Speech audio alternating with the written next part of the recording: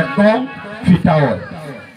আর ব্রাহ্মণ লাজুক যদি ব্রাহ্মণ হয়, কেসে চুল লাজুক ব্রাহ্মণ হইলে মৃত্যু অবতারিত। এখন লাজুক ব্রাহ্মণ সরস্বতী পূজা গেছে না নি, বিশ্বরী পূজা আবার আসবে সরস্বতী পূজা।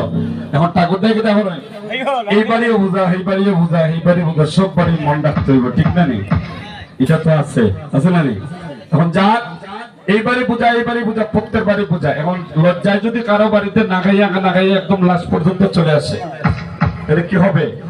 এক সময় মৃত্যু অবতারিত হবে, কারণ সত্য হবে, তাই না? না খাইয়ে তাইলে বলছে কেসে চুর, মানে হাসি দিয়ে চুর। আর যদি লজ্জার ব্রাহ্মণ হয় তাইলে তার মৃত্যু অবতারিত। এবং ডাকাতের মধ্যে সবচেয়ে ব্রাহ্মণ হইল মধুমঙ্গল। এ খাবার দেখলে আর মাথায় কাম করে না, খাইতে হবে। এবং জানি দিল অবসান, চলিলা চতুর কান, আর প্রবেশিলা কদলি কাননে, মানে খোলা গাছ বাগানের ভিতরে। এবং হ্যাঁ, কলা বাগানে।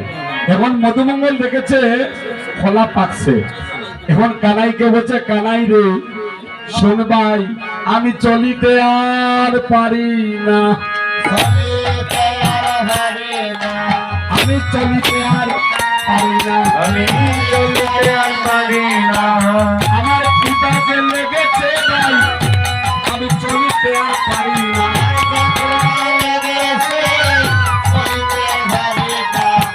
আমার পিতাকে লেগেছে ভাই, চলিতে আর পারি না।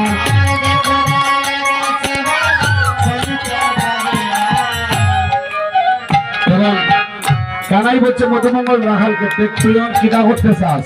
আস্তে, তুই এখন কি করতে চাস? কয় ভাই এখন আমার তো খোলা খাইতে হবে। ঠাকুরটা এখন কিনা খাইতা? এখন কয় ভগবান কানাইয়া বলতেছেন, শুন, একটু গেলেই তো আমাদের বাড়ি, আর গেলেই মা কত কিছু রন্ধন করেছে, আমরা উদর ভর্তি করে খাবো, চল ভাই বাড়ি চলে যাই। হরি বল, কোথায় যাই? বাড়িতে চলে যাই। কিন্তু মধুমঙ্গল কয়, আমি চলিতে আর পারি না, আমি চলিতে আর পারি না, আমি চলিতে আর পারি না, আমার পিতা যে লেগেছে ভাই, চলিতে আর পারি না। এবং কানাই বলতেছে মধুমঙ্গলকে, তাহলে তুই কি করতে চাস? কয় ওই খোলা বাগানে ঢুকিয়ে খোলা খাবো। প্রত্যেক কাজ কর, মধুমঙ্গলকে সঙ্গে করে নিয়ে যা।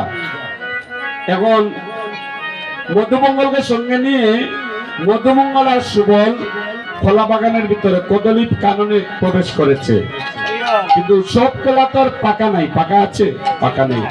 কিন্তু গোবিন্দ সেবার, কৃষ্ণ সেবায়, ভক্ত সেবায় লাগবে বলে কলারাজ কি করেছে, সকল কলারাজ পেকে উঠিল, সকল কলারাজ পেকে উঠিল।